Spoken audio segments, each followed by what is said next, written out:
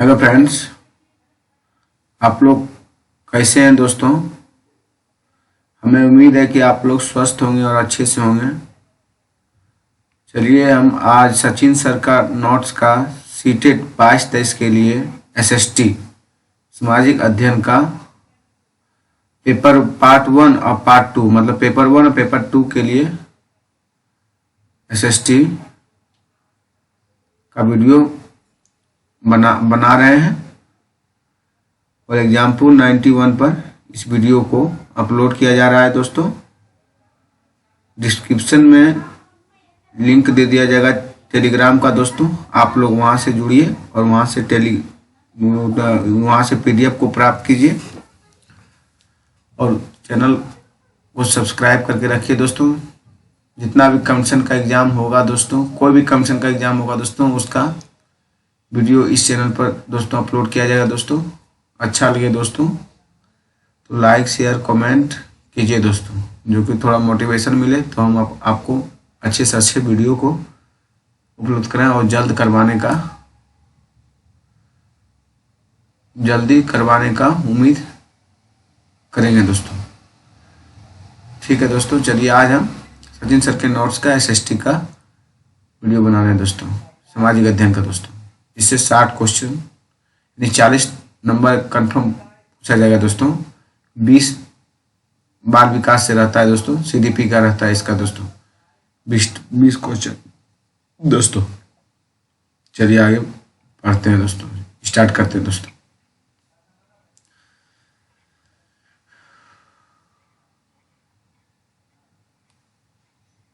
Part 1 geography है पहला दोस्तों। चलिए ज्योग्राफी को पढ़ते हैं दोस्तों। भूगोल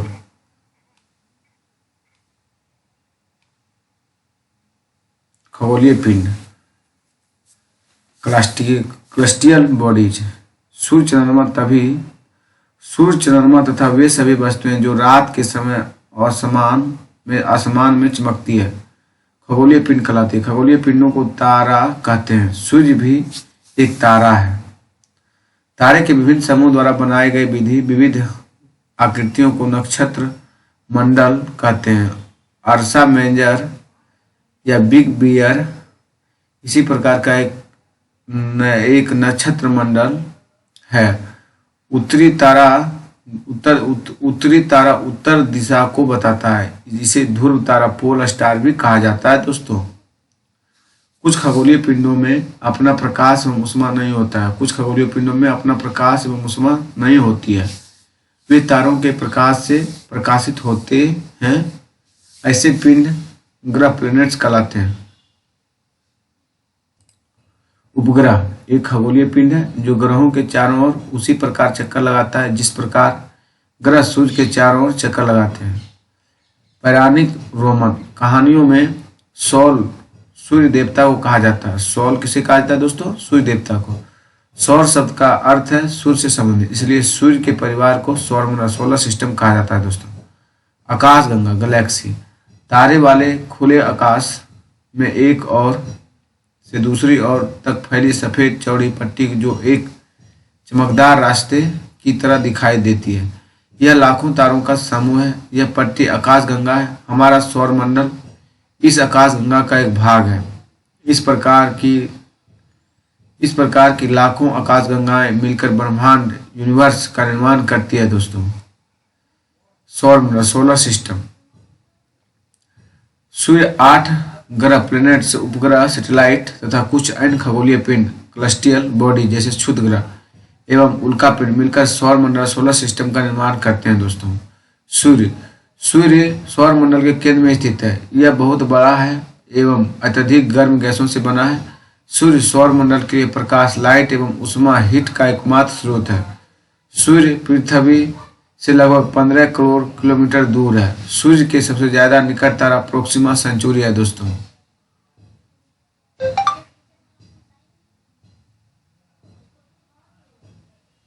प्रकाश की गति लगभग 3 लाख किलोमीटर प्रति सेकंड है दोस्तों।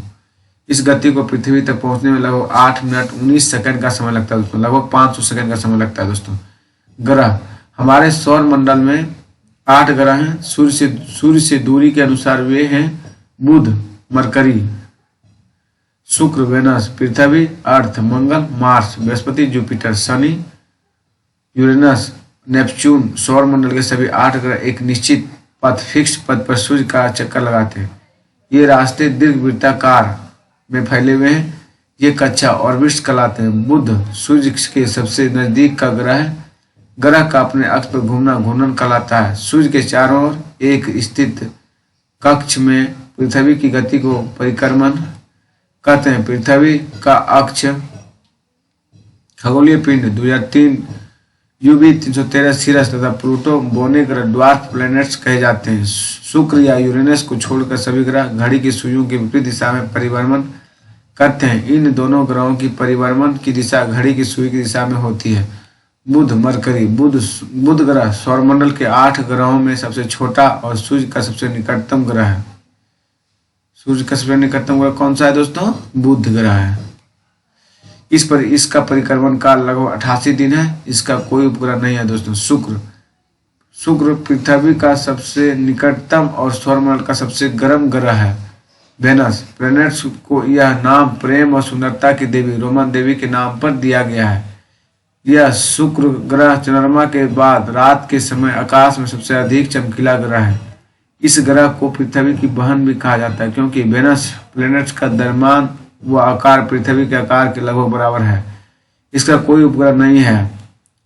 शुक्र ग्रह को भोर का तारा, मॉर्निंग स्टार तथा सांझ का तारा, इवनिंग स्टार भी कहते हैं दोस्तों। पृथ्वी सूर्य से दूरी के हिसाब से पृथ्वी तीसरी ग्रह है। आकार में यह 5वां सबसे बड़ा ग्रह है। यह ध्रुवों के पास थोड़ी चपटी है। यही कारण है कि इसके आकार को भूआभ कहा जाता है। भूआभ का अर्थ है पृथ्वी के समान आकार। पृथ्वी के पास केवल एक उपग्रह सैटेलाइट है, चंद्रमा। अंतरिक्ष में देखने पर पृथ्वी नीले रंग की दिखाई पड़ती है क्योंकि इसकी 2/3 सतह पानी से ढकी हुई है, इसलिए इसे नीला ग्रह ब्लू प्लैनेट कहा जाता है दोस्तों। पृथ्वी अपने अक्ष पर घूर्णन पूरा करने में 23 घंटे 56 मिनट और 4.09 सेकेंड का समय लेती है। यह अपने अक्ष पर लंबवतः 23.5 डिग्री झुकी हुई है। इसके कारण इस पर विभिन्न प्रकार के मौसम आते हैं। पृथ्वी सूर्य की एक परिक्रमा 365 दिन 6 घंटे 48 मिनट और 45.51 सेकेंड में पूरा करती है।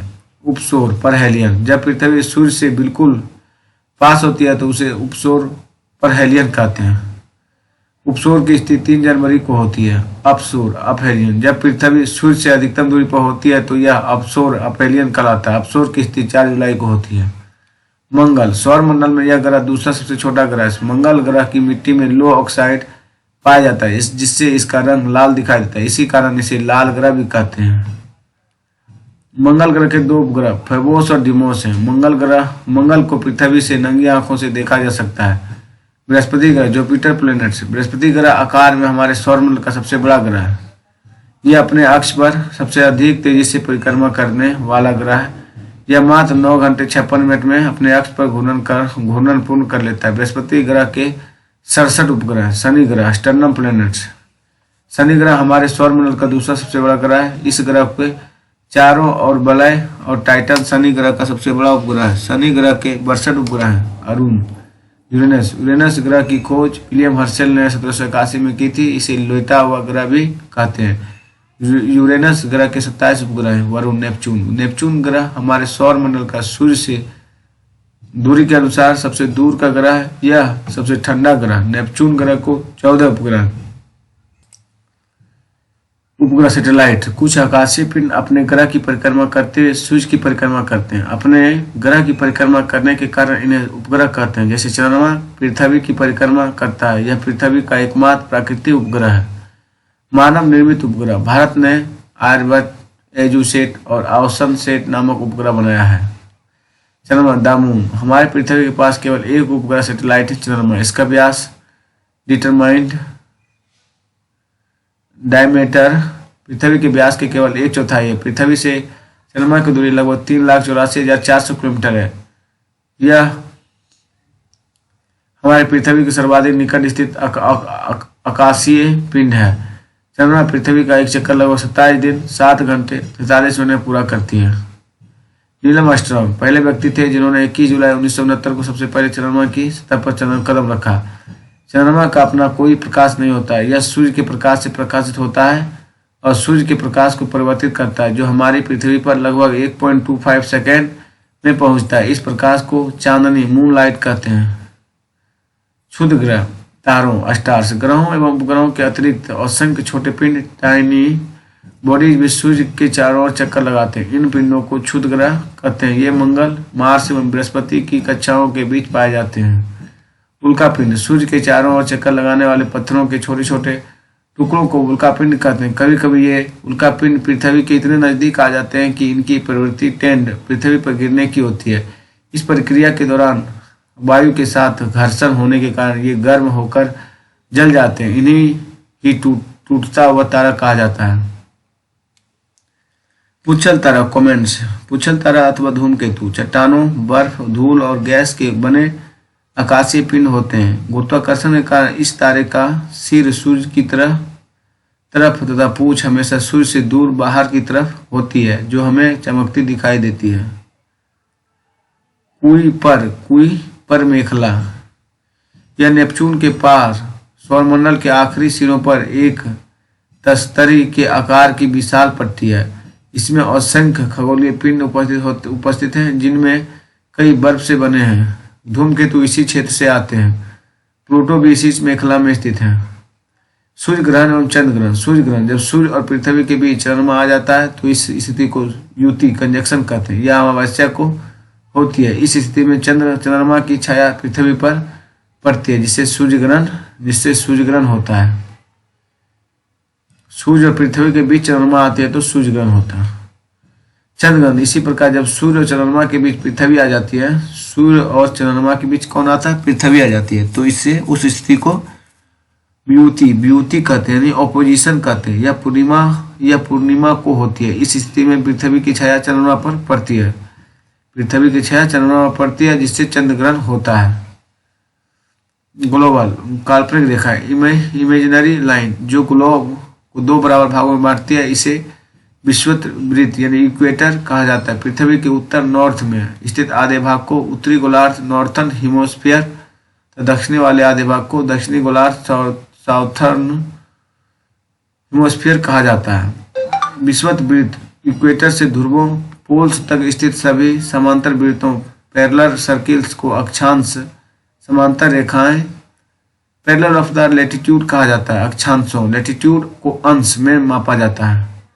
उत्तरी गोलार्ध में कर्क रेखा ट्रॉपिक ऑफ कैंसर 27.5 डिग्री अक्षांश। दक्षिणी गोलार्ध में मकर रेखा tropic of the Capricorn 27.5 degree दक्षिण। विषुवत वृत्त के 66.5 डिग्री उत्तर में उत्तर ध्रुव वृत्त और विषुवत रेखा के 66.5 डिग्री दक्षिण में दक्षिणी ध्रुव वृत्त। पृथ्वी के ताप कटिबंध कर्क रेखा ट्रॉपिक ऑफ कैंसर एवं मकर रेखा ट्रॉपिक ऑफ कैप्रिकॉर्न के बीच के सभी अक्षांशों पर सूर्य वर्ष में एक बार दोपहर में सिर के ठीक ऊपर होता है, इसलिए इसे इस क्षेत्र में सबसे अधिक वसुमा प्राप्त होती है तथा इसे उष्ण कटिबंधीय ट्रॉपिक जोन कहा जाता है। कर्क रेखा तथा मकर रेखा के बीच के बाद किसी भी अक्षांश लैटिट्यूड पर दोपहर का सूर्य कभी भी सिर के ऊपर नहीं होता है। ध्रुव की तरह सूर्य की किरणें तिरछी होती जाती है। इस प्रकार उत्तरी गोलार्ध में कर्क रेखा एवं उत्तरी ध्रुव वृत्त तथा दक्षिणी गोलार्ध में मकर रेखा एवं दक्षिणी ध्रुव वृत्त के बीच वाले क्षेत्र का तापमान मध्यम रहता है, इसलिए इन्हें शीतोष्ण कटिबंधीय टेम्परेचर जोन कहा जाता है। उत्तरी गोलार्ध में उत्तर ध्रुव वृत्त एवं उत्तरी ध्रुव एवं दक्षिणी गोलार्ध में दक्षिणी ध्रुव वृत्त एवं दक्षिणी ध्रुव के बीच के क्षेत्र में ठंड बहुत होती है, क्योंकि यहाँ सूर्य क्षितिज से ज्यादा ऊपर नहीं आ पाता, इसलिए ये शीत कटिबंध कहलाते हैं। टोगा द्वीप आइसलैंड यह हिंद महासागर में स्थित मॉरिशस द्वीप एक ही अक्षांश 20 डिग्री दक्षिण पर स्थित है। याम्योत्तर या ध्रुव वृत्त पृथ्वी के उत्तरी एवं दक्षिणी ध्रुव को मिलने वाली और उत्तर दक्षिण दिशा में खींची गई काल्पनिक रेखाओं को याम्योत्तर या ध्रुव वृत्त मेरिडियन कहते हैं। लंदन के निकट स्थित ग्रीनविच से जाने वाली याम्योत्तर को प्रधान याम्योत्तर प्राइम मेरिडियन माना गया है। इसका मान 0 देशांतर लॉन्गिट्यूड है तथा यहाँ से हम 180 डिग्री पूर्व या 180 डिग्री पश्चिम तक गणना करते हैं। प्रमुख याम्योत्तर तथा 180 डिग्री याम्योत्तर मिलकर पृथ्वी को दो समान भाग पूर्वी गोलार्ध ईस्टर्न हेमिस्फीयर एवं पश्चिमी गोलार्ध वेस्टर्न हेमिस्फीयर में विभक्त करती है। देशांतर और समय समय को मापने का सबसे अच्छा साधन पृथ्वी चंद्रमा एवं ग्रहों की गति है। स्थानीय समय का अनुमान सूर्य के द्वारा बनने वाली परछाई से लगाया जा सकता है। पृथ्वी पश्चिम से पूर्व की ओर चक्कर लगाती है, अतः यह स्थान जो ग्रीनविच के पूर्व में है उनका समय ग्रीनविच समय से आगे होता है तथा जो पश्चिम में है उनका समय पीछे होगा। पृथ्वी लगभग 24 घंटे में अपने अक्ष पर 360 डिग्री घूम जाती है, अर्थात यह 1 घंटे में 15 डिग्री एवं 4 मिनट में 1 डिग्री घूमती है। 1 घंटे में 15 डिग्री और 4 मिनट में 1 डिग्री घूमती है। इस प्रकार जब ग्रीनविच में दोपहर के 12 बजते हैं तब ग्रीनविच से 15 डिग्री पूर्व ईस्ट में समय होता है 60 मिनट। 15 गुणा 4 यानी 60 मिनट, अर्थात ग्रीनविच के समय से 1 घंटा आगे, अर्थात वहां दोपहर का 1 बजा होगा। लेकिन ग्रीनविच से 15 डिग्री पश्चिम वेस्ट का समय ग्रीनविच समय से 1 घंटा पीछे होगा, यानी वहां सुबह के 11 बजे होगा। इसी प्रकार जब ग्रीनविच पर दोपहर के 12 बजे होंगे तो उस समय 180 डिग्री पर मध्य रात्रि मिडनाइट होगी। किसी भी स्थान पर जब सूर्य आकाश में अपने उच्चतम बिंदु पर होता है तो दोपहर में उस समय घड़ी में दिन के 12 बजते हैं। इस प्रकार घड़ी के द्वारा दिखाया गया समय उस स्थान का स्थानीय समय लोकल टाइम होगा। भारतीय ग्रीनविच के पूर्व 82.5 डिग्री पूर्व में स्थित है तथा यहाँ का समय ग्रीनविच समय से 5 घंटा 30 मिनट आगे है। इसलिए जब लंदन में दोपहर के 2 बजे होंगे तो भारत में शाम के 7:30 बजे होंगे। पृथ्वी गतियां मोटेशन ऑफ द अर्थ पृथ्वी का अपने अक्ष पर घूमना घूर्णन कहलाता है, रोटेशन कहलाता है यानी घूर्णन कहलाता है। सूर्य के चारों ओर एक स्थिर कक्ष में पृथ्वी की गति को परिक्रमण रेवोल्यूशन कहते हैं। पृथ्वी का अक्ष का एक काल्पनिक रेखा है जो इसके कक्षीय सतह से 66 डिग्री का कोण बनाती है। वह समतल जो कक्ष के द्वारा बनाया जाता है उसे कक्षीय समतल ऑर्बिट प्लेन कहते हैं। ग्लोबल पर वह वृत्त जो दिन तथा रात को व्यतीत करता है उसे प्रतिदीप्त वृत्त सर्किल ऑफ द लुमिनेशन कहते हैं। पृथ्वी एक वर्ष या 365 दिन और 6 घंटे में सूर्य का एक चक्कर लगाती है। हम लोग 1 वर्ष 365 दिन का बनाते हैं तथा 6 घंटे को इसमें नहीं जोड़ते हैं। ये 6 घंटे 4 साल में 24 घंटे हो जाते हैं, अर्थात एक दिन तो ये एक दिन फरवरी के महीने में जोड़ दिया जाता है, जिस कारण फरवरी के महीने में प्रत्येक चौथे वर्ष एक दिन बढ़ जाता है और वही महीना 29 दिन का हो जाता है, जिसे लीप ईयर कहते हैं। ऋतुओं सेशंस में परिवर्तन सूर्य के चारों ओर पृथ्वी की स्थिति में परिवर्तन के कारण होता है। 21 जून को उत्तरी गोलार्ध नॉर्थर्न हेमोस्फीयर सूर्य की तरफ झुका हुआ होता है। सूर्य की किरणें कर्क रेखा पर सीधी पड़ती है। इसके परिणाम स्वरूप इन क्षेत्रों में उष्मा अधिक प्राप्त होती है। 21 जून को इन क्षेत्रों में सबसे लंबा दिन तथा सबसे छोटी रात होती है। पृथ्वी की इस अवस्था को उत्तर अयनांत समर सोलेस्टिक कहते हैं। 22 दिसंबर को दक्षिणी ध्रुव साउथ पोल के सूर्य की ओर झुके होने के कारण मकर रेखा पर सूर्य की किरणें सीधी पड़ती है। उत्तरी ध्रुव रेखा के बाद वाले भागों पर लगभग 6 महीने का लगातार दिन रहता है। उत्तरी ध्रुव रेखा के बाद वाले भागों पर लगभग 6 महीने तक लगातार दिन रहता है। दक्षिणी गोलार्ध सार्थन हेमोस्फीयर में लंबे दिन तथा छोटी रातें वाली ग्रीष्म ऋतु होती है। पृथ्वी की इस अवस्था को दक्षिणी अयनान विंटर सोसाइटी कहा जाता है। ऑस्ट्रेलिया में ग्रीष्म ऋतु समर सीजन में क्रिसमस का पर्व मनाया जाता है। समर सीजन में ग्रीष्म ऋतु क्रिसमस का पर्व मनाया जाता है ऑस्ट्रेलिया में। 21 मार्च एवं 23 सितंबर को सूर्य की किरणें विषुवत वृत्त इक्वेटर पर सीधी पड़ती है। इस अवस्था में कोई भी ध्रुव सूर्य की ओर नहीं झुका होता है, इसलिए पूरी पृथ्वी पर रात एवं दिन बराबर होते हैं। इसे विषुवत यूकिनोक्स कहा जाता है। मानचित्र मैप पृथ्वी की सतह अर्थ ऑफ द सरफेस या इसके एक भाग का पैमाना के माध्यम से चपटी सतह पर खींची गई चित्र है। मानचित्र कई प्रकार के होते हैं। भौतिक मानचित्र पृथ्वी की प्रकृति आकृतियों जैसे पर्वतों माउंटेन्स, पठारों प्लैनेट्स, मैदानों, नदियों, महासागरों आदि को दर्शाने वाले मानचित्रों को भौतिक या उच्चवच मानचित्र कहा जाता है। राजनीतिक मानचित्र राज्यों, नगरों, शहरों तथा गांवों और विश्व के विभिन्न देशों व राज्यों तथा उनकी सीमाओं को दर्शाने वाले मानचित्र को राजनीतिक मानचित्र कहा जाता है। थीमेटिक मानचित्र कुछ मानचित्र विशेष जानकारियां प्रदान करते हैं, जैसे सड़क मानचित्र, वर्षा मानचित्र, वन तथा उद्योग आदि के वितरण दर्शाने वाले मानचित्र आदि। इस प्रकार के मानचित्र को थीमेटिक मानचित्र कहा जाता है। दिशा डायरेक्शन अधिकतर मानचित्र की ऊपर दाहिना राइट तरफ तीर का निशान बना होता है, जिसके ऊपर अक्षर उत्तर लिखा होता है। यह तीर का निशान उत्तर दिशा को दर्शाता है। उत्तर रेखा नॉर्थ लाइन कहा जाता है। चार मुख्य दिशाओं उत्तर नॉर्थ, दक्षिण साउथ, पूर्व ईस्ट, पश्चिम वेस्ट को प्रधान दिग्बिंदु कार्डियल पॉइंट कहते हैं। प्रतीक सिंबल्स किसी भी मानचित्र पर वास्तविक आकार एवं प्रकार में विभिन्न आकृतियों जैसे भवनों, सड़कों, पुलों, वृक्षों, रेल की पटरियों, कुओं को दिखाना संभव नहीं होता, इसलिए वे निश्चित अक्षरों, छायाओं, रंगों, चित्रों तथा रेखाओं का उपयोग करके दर्शाया जाते हैं। ये प्रतीक कम स्थानों में अधिक जानकारी प्रदान करते हैं। इन प्रतीकों को रूढ़ प्रतीक कन्वेंशनल सिंबल्स कहा जाता है। इन प्रतीकों के इस्तेमाल के द्वारा मानचित्र को आसानी से खींचा जा सकता है। एक छोटे क्षेत्र का बड़े पैमाने पर खींचा गया रेखाचित्र खाका प्लेन कहा जाता है।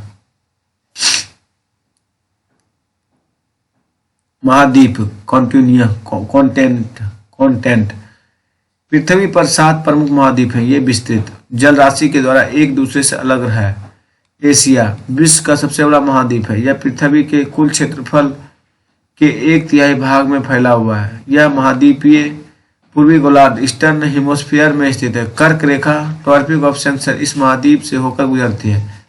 एशिया के पश्चिम में यूराल पर्वत हैं, जो इसे यूरोप से अलग करता है।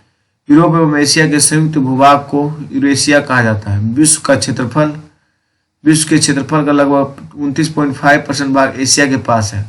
यह विश्व की कुल क्षेत्र का लगभग 1/3 भाग पर फैला है। एशिया महाद्वीप चावल, जूट, कपास, सिल्क आदि के उत्पादन में पहले स्थान पर है।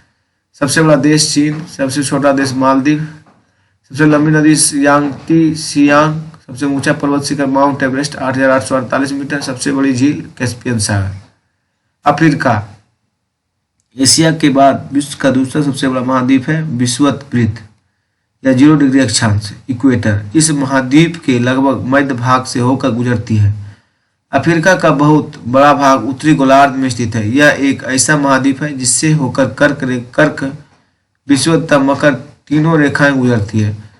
सहारा का रेगिस्तान डिजर्ट विश्व का सबसे बड़ा गर्म रेगिस्तान है, जो कि अफ्रीका में स्थित है। यह महाद्वीप चारों तरफ से समुद्रों एवं महासागरों से घिरा है। विश्व की सबसे लंबी नील नदी अफ्रीका से होकर गुजरती है। अफ्रीका का 1/3 भाग मरुस्थल है। यहाँ केवल 10% भूमि की कृषि योग्य है। हीरा और सोना उत्पादन में अफ्रीका सबसे आगे है। सबसे बड़ा देश अल्जीरिया, सबसे ऊंचा पर्वत शिखर किलिमंजारो 5,895 मीटर है। सबसे बड़ी झील विक्टोरिया, विश्व की सबसे बड़ी हीरे की खान किम्बरले इसी महाद्वीप पर स्थित है। उत्तर अमेरिका नॉर्थ अमेरिका, उत्तर अमेरिका विश्व की तीसरी सबसे बड़ा महाद्वीप है। यह दक्षिणी अमेरिका में से एक सक्रिय स्थल नैरो स्ट्रिप से जुड़ा है, जिसे पनामा स्थल संधि कहा जाता है। यह महाद्वीप पूरी तरह से उत्तरी एवं पश्चिमी गोलार्ध में स्थित है। यह महाद्वीप तीन महासागरों से घिरा है। विश्व की कुल मक्का उत्पादन का आधा भाग यहीं पैदा होता है। सबसे बड़ा देश कनाडा, सबसे छोटा देश सेंट पियरे, सबसे लंबी नदी मिशिसिपी मिसौरी, सबसे लंबी नदी। सबसे ऊंचा पर्वत शिखर बेनाली, पुराना नाम माउंट मैकिनले, 6194 मीटर। सबसे बड़ी झील सुपीरियर, विश्व की मीठे पानी की सबसे बड़ी झील है। दक्षिण अमेरिका, साउथ अमेरिकन। दक्षिण अमेरिका संसार का चौथा बड़ा महाद्वीप है। इसका लगभग 2/3 भाग विषुवत रेखा के दक्षिण में उष्ण कटिबंध में फैला है। इसका बहुत बड़ा भाग वनाच्छादित है। सबसे बड़ा देश ब्राजील। सबसे छोटा देश फॉकलैंड द्वीप।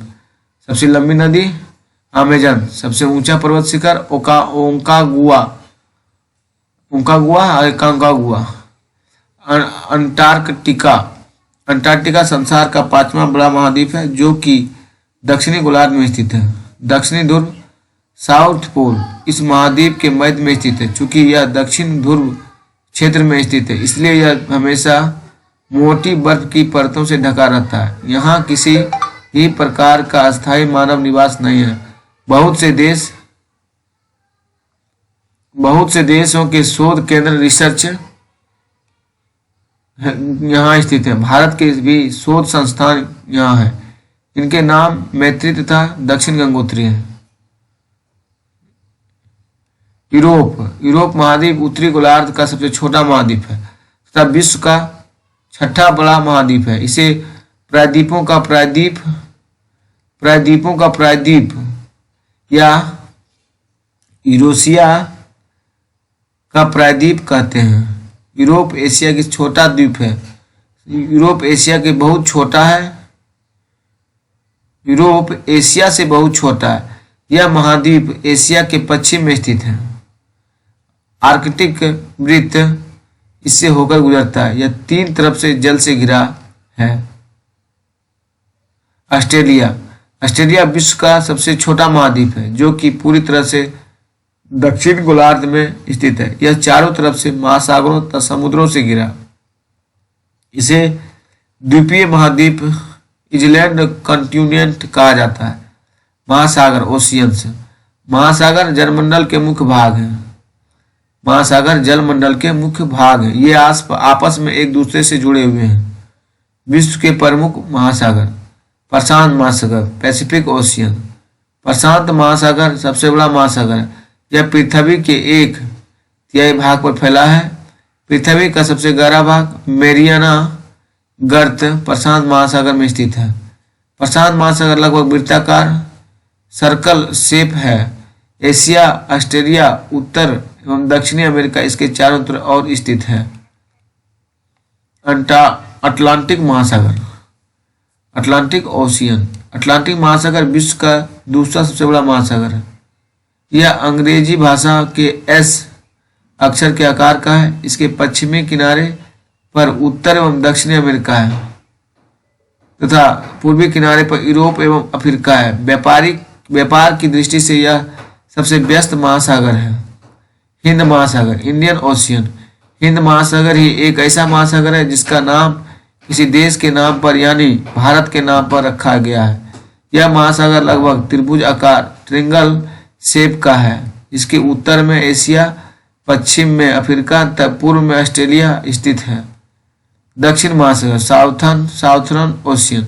दक्षिण महासागर अंटार्कटिका महाद्वीप को चारों ओर से घेरता है। यह अंटार्कटिका महाद्वीप से उत्तर की ओर 60 डिग्री दक्षिणी अक्षांश तक फैला हुआ है। आर्कटिक महासागर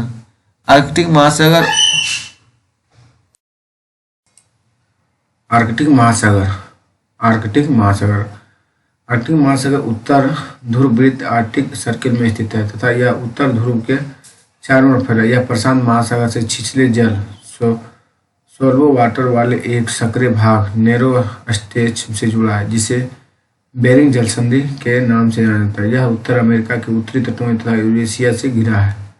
पर्वत माउंटेन्स पहाड़ी वह स्थलीय भाग है जो कि आसपास की भूमि से ऊंची उठी होती है।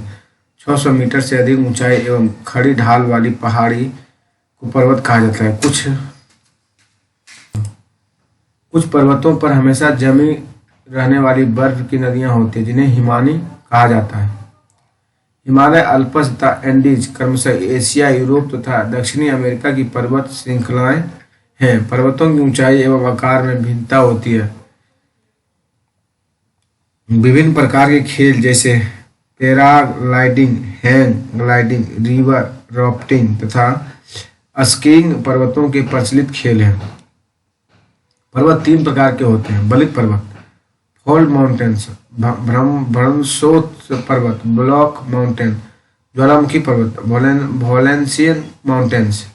बलित पर्वत, फोल्ड माउंटेन्स, हिमालय तथा अल्प्स बलित पर्वत है जिनकी सतह उबड़ खाबड़ तथा शिखर शंकुआकार है। भारत की अरावली श्रृंखला विश्व की सबसे पुरानी बलित पर्वत श्रृंखला है। भ्रमशोत्स पर्वत, ब्लॉक माउंटेन्स, जब बहुत बड़ा भाग टूट जाता है तथा ऊर्ध्वाधर रूप से विस्थापित हो जाता है तब भ्रमशोत्स पर्वतों का निर्माण होता है। यूरोप की राइन घाटी तथा बोस्जेज पर्वत भ्रमशोत्स पर्वत के उदाहरण हैं। ज्वालामुखी पर्वत ज्वालामुखी क्रियाओं के कारण बनते हैं।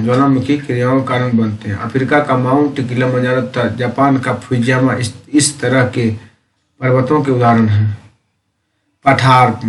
पठार उठी हुई एवं सपाट भूमि होती है। यह आसपास के क्षेत्र से अधिक उठा हुआ होता है। पठारों की ऊंचाई कुछ 100 मीटर से लेकर कई हजार मीटर तक हो सकती है। तिब्बत का पठार विश्व का सबसे ऊंचा पठार है, जिसकी ऊंचाई मध्य समुद्र तल से 4000 से 6000 मीटर तक है। अफ्रीका का पठार सोना एवं हीरों के खनन के लिए प्रसिद्ध है। भारत में छोटा नागपुर के पठार में लोहा, कोयला तथा मैग्नीज के बहुत बड़े भंडार पाए जाते हैं। भारत एक बहुत बड़े भौगोलिक विस्तार वाला देश है। उत्तर में यह हिमालय के ऊंचे शिखरों से घिरा है। पश्चिम में अरब सागर, पूर्व में बंगाल की खाड़ी तथा दक्षिण में हिंद महासागर तक फैला है। भारत का क्षेत्रफल 32,87,263 लाख वर्ग किलोमीटर है। उत्तर में कश्मीर से लेकर दक्षिण में कन्याकुमारी तक इसका विस्तार लगभग 3200 किलोमीटर है तथा पूर्व में अरुणाचल प्रदेश से लेकर पश्चिम में कच्छ तक इसका विस्तार लगभग 2900 किलोमीटर तक है। 7 देशों अफगानिस्तान, पाकिस्तान, चीन, नेपाल, भूटान, बांग्लादेश और म्यांमार बर्मा की स्थलीय सीमाएं भारत की सीमाओं से जुड़ी हुई है, जबकि श्रीलंका व मालदीव हिंद महासागर में स्थित 2 पड़ोसी द्वीपीय देश है। प्रायद्वीप स्थल का वह भाग जो 3 तरफ से जल से घिरा होता है। प्रायद्वीप उत्तरी भारत उत्तरी गोलार्ध नॉर्थर्न हेमिस्फीयर में स्थित है। कर्क रेखा देश के लगभग मध्य भाग से होकर गुजरती है।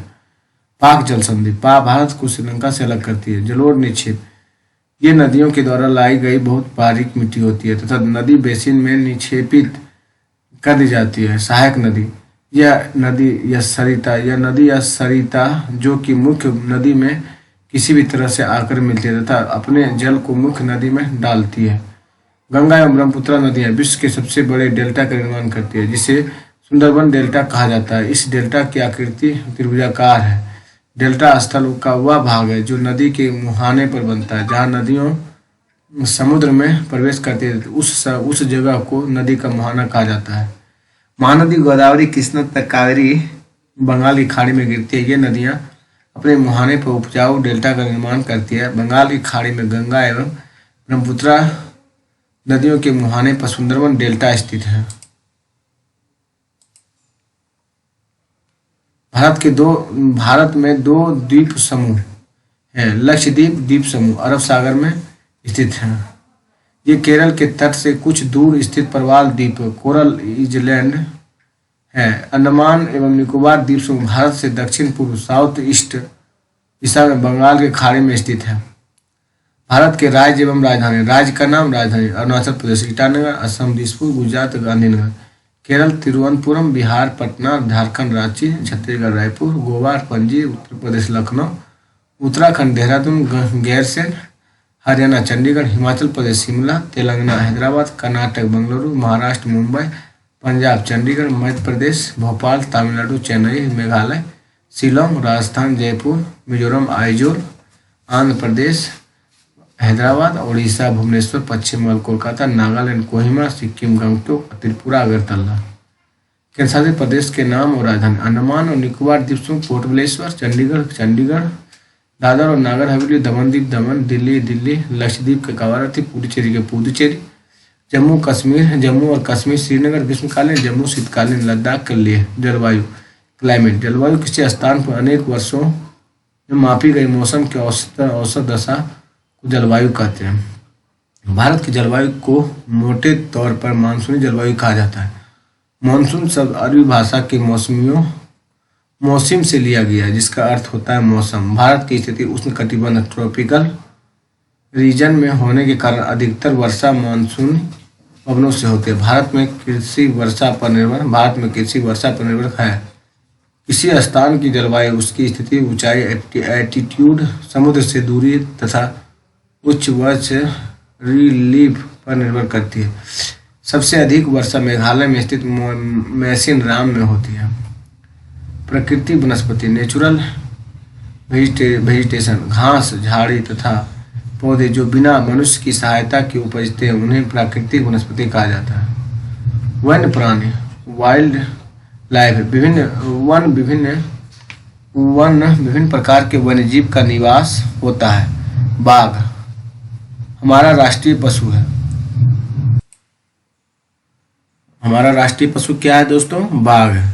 यह देश के विभिन्न भागों में पाया जाता है। गुजरात के गिर वन में एशियाई शेरों का निवास है। हाथी तथा एक सींग वाले गेंडे असम के जंगलों में पाए जाते हैं। हाथी केरल एवं कर्नाटक में भी मिलते हैं। ऊंचे ऊंट भारत के रेगिस्तान तथा जंगली गधा कच्छ केरल में पाए जाते हैं। जंगली बकरी,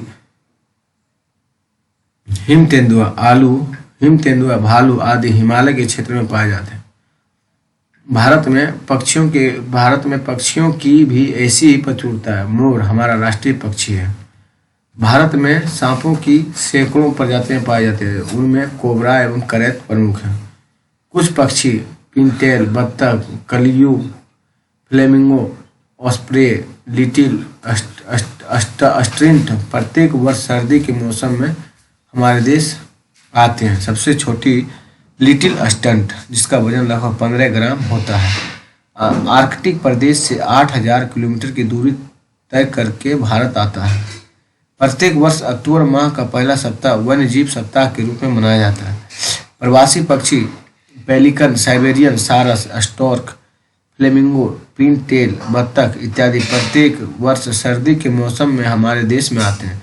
साइबेरियन सारस साइबेरियन से दिसंबर के महीने में आते हैं तथा मार्च के आरंभ तक रहते हैं।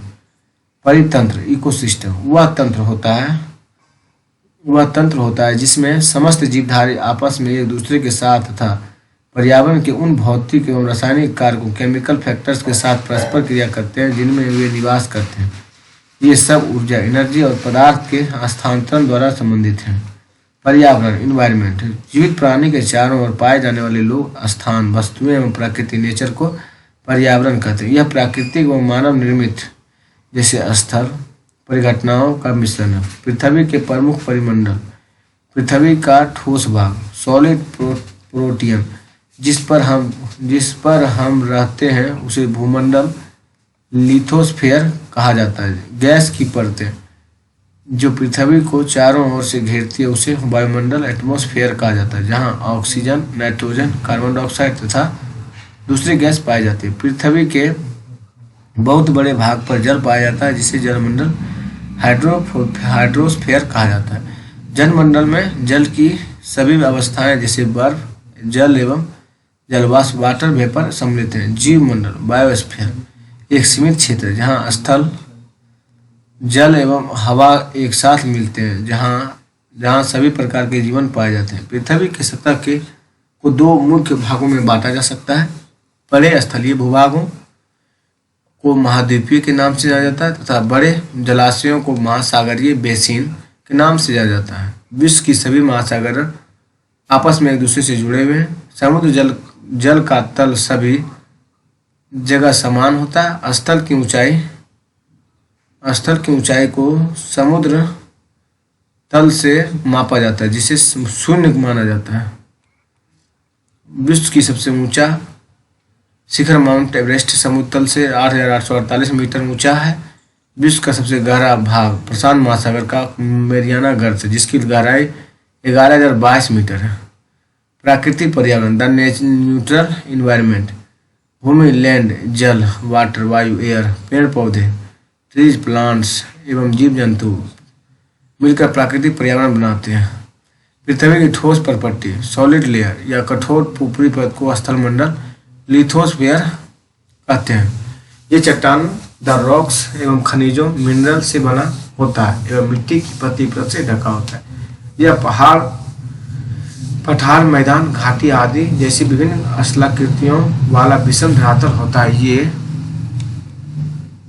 स्थलाकृतिक महाद्वीपों के अलावा महासागर की सतह पर भी पाई जाती है। स्थलमंडल लिथोस्फीयर वह क्षेत्र है जो हमें वन, कृषि एवं मानव बस्तियों के लिए भूमि, पशुओं को चरने के लिए घास स्थल प्रदान करते हैं। यह खनिज संपदा, मिनरल वेल्थ का भी एक स्रोत है। जलमंडल हाइड्रोस्फीयर जल के क्षेत्र को जलमंडल कहते हैं। यह जल के विभिन्न स्रोतों जैसे नदी, झील, समुद्र, महासागर आदि जैसे विभिन्न जलाशयों से मिलकर बनता है।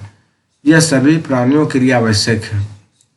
वायुमंडल एटमॉस्फेयर पृथ्वी के चारों ओर फैली वायु की पतली परत को वायुमंडल कहते हैं। पृथ्वी का गुरुत्वाकर्षण बल अपने चारों ओर के वायुमंडल को थामे रखता है। यह सूर्य की झुलसाने वाली गर्मी एवं हानिकारक किरणों से हमारी रक्षा करता है। इसमें कई प्रकार की गैस, धूलकण एवं जलवाष्प उपस्थित होते हैं। वायुमंडल में परिवर्तन होने से मौसम एवं जलवायु में परिवर्तन होता है। जैव मंडल बायोस्फीयर पादप, प्लांट एवं जीव जंतु मिलकर जीव मंडल एवं जैव मंडल या सजीव संचार का निर्माण करते हैं। यह पृथ्वी का वह संकीर्ण क्षेत्र नैरो एरिया है जहाँ स्थल, जल एवं वायु मिलकर जीवन को संभव बनाते हैं। जीव मंडल बायोस्फीयर जीव मंडल स्थल, जल तथा हवा के बीच का एक सीमित भाग है। यह वह भाग है जहाँ जीवन मौजूद है, जहाँ जीवों की बहुत सी प्रजातियां जो कि सूक्ष्म जीवों तथा बैक्टीरियों से लेकर बड़े स्तनधारियों के आकार में पाई जाती है। मनुष्य सहित सभी प्राणी जीवित रहने के लिए एक दूसरे से तथा जीव मंडल से जुड़े हुए हैं। जीव मंडल के प्राणियों को मुख्यतः दो भागों जंतु जगत एनिमल किंगडम्स एवं पादप जगत प्लांट किंगडम्स में विभक्त किया जा सकता है। पृथ्वी का आंतरिक भाग the interior of the earth एक प्याज की तरह पृथ्वी भी एक के ऊपर एक सकेंद्रीय परतों कंसंट्रिक लेयर्स से बनी है। पृथ्वी की सतह की सबसे ऊपरी परत को परपट्टी कहते हैं। यह सबसे पतली परत होती है। यह महाद्वीपीय संगति में 35 किलोमीटर एवं समुद्री सतह में केवल 5 किलोमीटर तक है। महाद्वीपीय संगति कॉन्टिनेंटल कोड मुख्य रूप से सिलिका एवं एल्मुना जैसे खनिजों से बनी है, इसलिए इसे सिलिका तथा एल्मुना कहा जाता है। महासागर की परवटी ओशियन क्रस्ट मुख्यतः सिलिका एवं मैग्नीशियम की बनी है, इसलिए इसे सीमे यानी सिलिका तथा मैग्नीशियम कहा जाता है। परपट्टी के ठीक नीचे मेंटल होता है जो 2900 किलोमीटर की गहराई तक फैला होता है। इसकी सबसे आंतरिक परत क्रोड है जिसकी त्रिज्या रेडियस लगभग 3500 किलोमीटर है। यह मुख्यतः निकल एवं लोहे की बनी होती है तथा इसे निफे या निकेल तथा फेरस कहते हैं। केंद्रीय कोर सेंट्रल कोर का तापमान, टेम्परेचर एवं दाब प्रेशर काफी उच्च होता है। सेल रॉक्स पृथ्वी की परपट्टी अनेक प्रकार के सेलों से बनी है। पृथ्वी की परपट्टी बनाने वाले खनिज पदार्थ ने किसी भी प्राकृतिक पिंड को सेल कहते हैं। सेल या चट्टान खनिजों के मिश्रण से बना पदार्थ है। मुख्य रूप से सेल 3 प्रकार की होती है। आग्नेय सेल, इनगेनियस सेल, अपसादित सेल, सेडेंटरी सेल, कायांतरित मेटामॉर्फिक सेल। आग्नेय सेल 2 प्रकार की होती है। अंतर्भेदी सेल इंटरसेक्शन रॉक्स, बहिर्भेदी सेल, बारब्रिकी रॉक्स, आग की तरह लाल द्रवित मैग्मा की लावा होता है जो पृथ्वी के आंतरिक भाग से निकलकर सतह पर आता है। जब द्रवित लावा पृथ्वी की सतह पर आता है यह तेजी से ठंडा होकर ठोस बन जाता है। अब परपट्टी पर इस प्रकार से बने सेल को बहिर्भेदी आग्नेय सेल कहते हैं। इसकी संरचना बहुत महीन दाने वाली होती है। उदाहरण के लिए बेसाल्ट, ढक्कन, पठार बेसाल्ट सेलों से ही बना है। द्रवित मैग्मा कभी कभी भूपट्टी के अंदर गहराई में ही ठंडा हो जाता है, इस प्रकार बने ठोस सेलों को अंतर्भेदी आग्नेय सेल कहते हैं। धीरे धीरे ठोस होने के कारण ये बड़े दानों का रूप ले लेते हैं। ग्रेनाइट ऐसे ही सेल का एक उदाहरण है। आग्नेय सेल की रचना भूगर्भ से निकलने वाले तत्वों और तरल पदार्थों से के ठंडा होकर जमने के फलस्वरूप हुई है। ये तरल पदार्थ पृथ्वी के आंतरिक भागों में गर्म एवं पिघले हुए रूप में रहते हैं। इसे मैग्मा कहते हैं। जब यह मैग्मा पृथ्वी के धरातल पर पहुंचता है तो लावा कहलाता है। ग्रेनाइट, बेसाल्ट, ग्रेवो और डायरोराइट आग्नेय सेल के प्रमुख उदाहरण हैं। पृथ्वी की भूपट्टी का 2/3 भाग आग्नेय सेलों से बना है। आग्नेय चट्टानों को प्राथमिक चट्टान भी कहते हैं क्योंकि इन्हीं चट्टानों से आग्नेय चट्टान का भी निर्माण होता है। परतदार सेल या अपसादी सेल, सेडिमेंट्री रॉक्स। आग्नेय सेल छोटे छोटे टुकड़ों में टूटकर एक स्थान से दूसरे स्थान पर स्थानांतरित होकर अब अपसादी सेल का निर्माण करते हैं।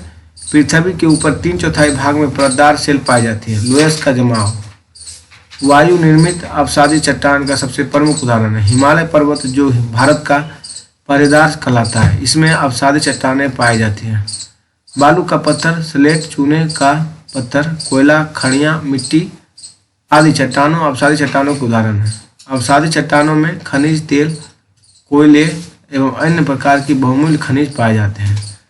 रूपांतरित सेल, मेटामॉर्फिक रॉक्स, ये चट्टानों अन्य चट्टानों के रूप में परिवर्तन के फलस्वरूप निर्मित होते हैं।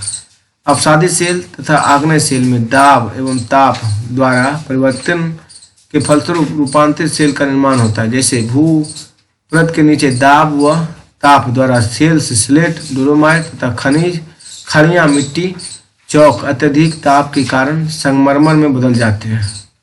कोयला हीरे में बदल जाता है। कोयला जो है हीरे में बदल जाता है और संगमरमर चूने के पत्थर का रूपांतरित सेल है। अपरदन, इरोजन, पृथ्वी की सतह से टूटकर घिस जाने को अपरदन कहते हैं। पृथ्वी की सतह के टूटकर घिस जाने को अपरदन कहते हैं। अपरदन की प्रक्रिया के द्वारा सतह नीचे हो जाती है तथा निक्षेपण की प्रक्रिया के द्वारा इनका फिर से निर्माण होता है। ये दो प्रक्रियाएं बहते हुए जल, वायु तथा बर्फ के द्वारा होती है। वायु, जल आदि अपरदित पदार्थ को एक स्थान से दूसरे स्थान पर ले जाते हैं और फलस्वरूप एक स्थान पर निक्षेपित करते हैं। अपरदन एवं निक्षेपण के ये प्रक्रम पृथ्वी के धरातल पर विभिन्न स्थलाकृतियों का निर्माण करते हैं। विश्व की सबसे गहरी खान दक्षिणी अफ्रीका में स्थित है।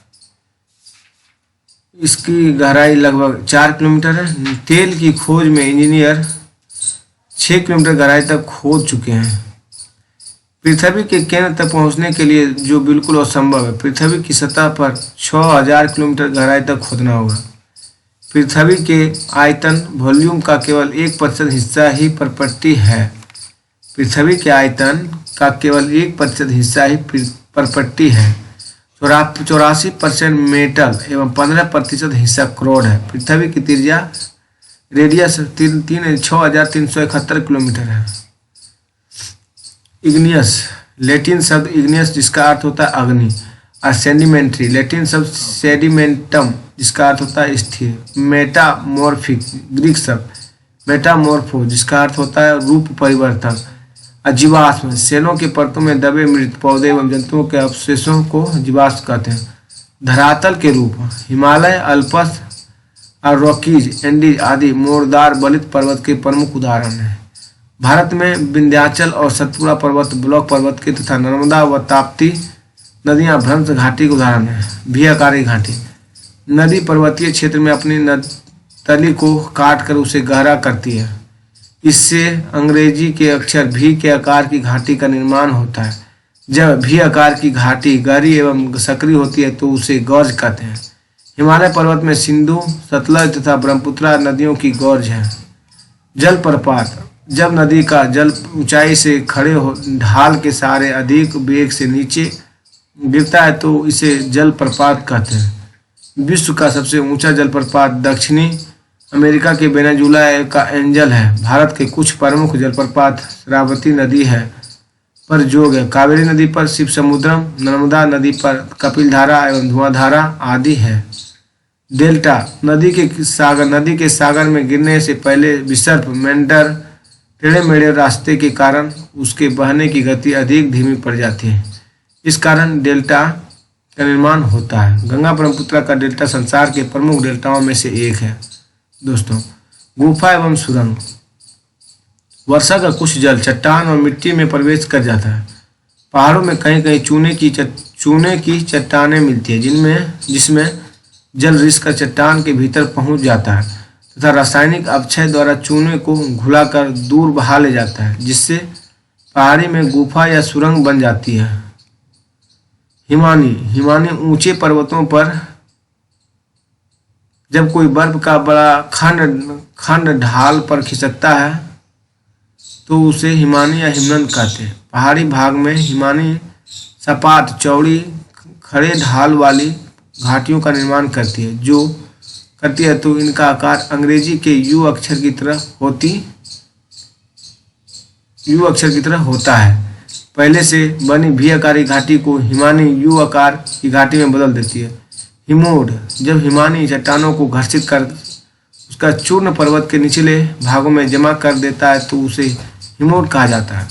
बालूका स्तूप मरुस्थलीय प्रदेशों में जब पवन के मार्ग में कोई बाधा होती है तब पवन का वेग कम हो जाता है, जिससे पवन के साथ उड़ने वाले पदार्थ धरातल पर गिरकर बालू के टीलों का निर्माण करते हैं। इन्हें बालूका स्तूप कहते हैं। छत्रक शिला पवन द्वारा उड़ाए गए बालू के कणों द्वारा अपरदन का कार्य धरातल से कुछ मीटर ऊंचाई तक अधिक होता है। इस प्रक्रिया में पवन निचले भाग को घिस देती है, परंतु ऊपरी भाग छतरी के आकार का हो जाता है, जिसे छत्रक शिला कहते हैं। भूकंप के बारे में चलिए पढ़ते हैं दोस्तों। अर्थक्वेक ज्वालामुखी, वोल्केन, भूपट्टी अर्थ क्रस्ट पर खुला एक ऐसा छिद्र हॉल होता है जिससे पिघले हुए पदार्थ अचानक निकलते हैं। इसी प्रकार स्थल मंडलीय प्लेटों की गति करने पर पृथ्वी की सतह पर कंपन वेरिएशन होता है। यह कंपन पृथ्वी के चारों ओर गति कर सकता है। इस कंपन को भूकंप कहते हैं दोस्तों। भूपट्टी के नीचे वह स्थान जहां कंपन आरंभ होता है उद्गम केंद्र ओरिगन सेंटर कहलाता है। उद्गम केंद्र के भू सतह पर उसके निकटतम स्थान को अधिकेंद्र एपिसेंटर कहते हैं। अधिकेंद्र के निकटतम भाग में सर्वाधिक हानि होती है एवं अधिकेंद्र से दूरी बढ़ने के साथ भूकंप की तीव्रता धीरे धीरे कम होती जाती है। भूकंप का मापन करने वाली यंत्र को भूकंप लेखी सिस्मोमीटर या सिस्मोग्राफ कहते हैं। भूकंप की तीव्रता रिक्टर स्केल पर मापी जाती है, जिसे भूकंप की तीव्रता इंटेंसिटी 2.0 अथवा उससे कम होती है उसका प्रभाव नहीं के बराबर होता है, जिसे भूकंप की तीव्रता 5.0 होती है।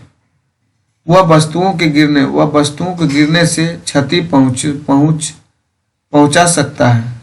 जिस भूकंप की तीव्रता 6.0 अथवा जिससे उससे अधिक होता है वह बहुत शक्तिशाली और जिसकी तीव्रता 7.0 अथवा अधिक होता है वह सर्वाधिक शक्तिशाली समझा जाता है।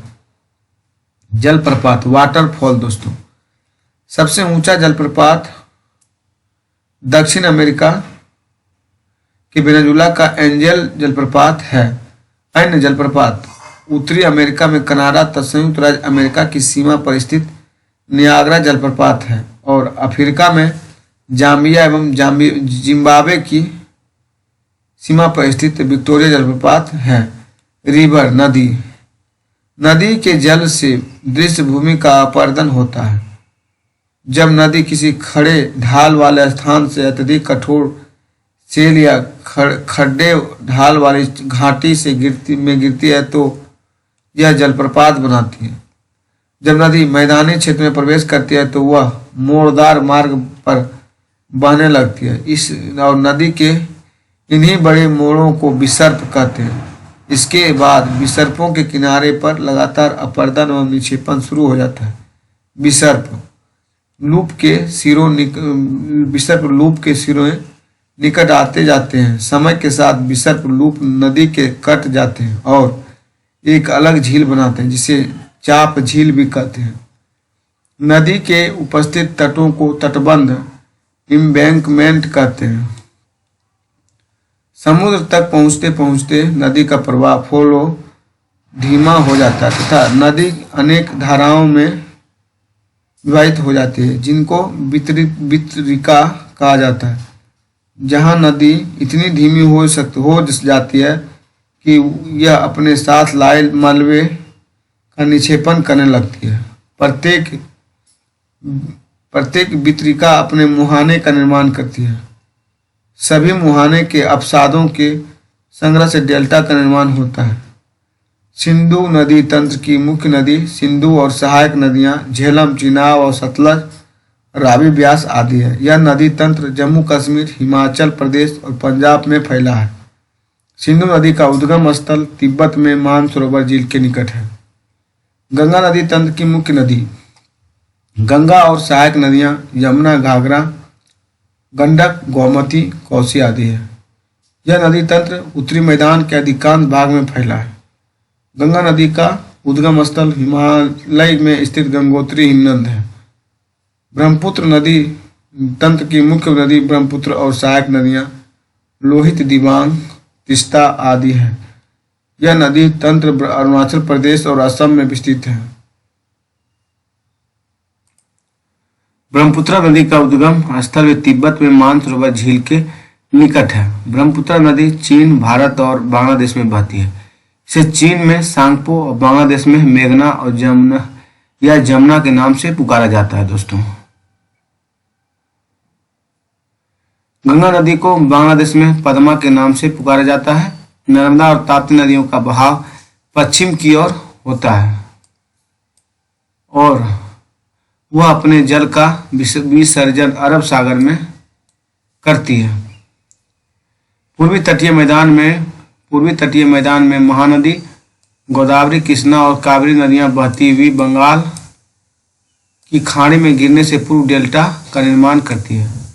पूर्वी तटीय मैदान के मुख्य झीलें झीरका, कोलेला, पुलिकट आदि है। त्रिभुजाकार भूभाग का डेल्टा कहलाता है। गंगा ब्रह्मपुत्र नदियां विश्व के सबसे बड़े डेल्टा सुंदरबन का निर्माण करती है।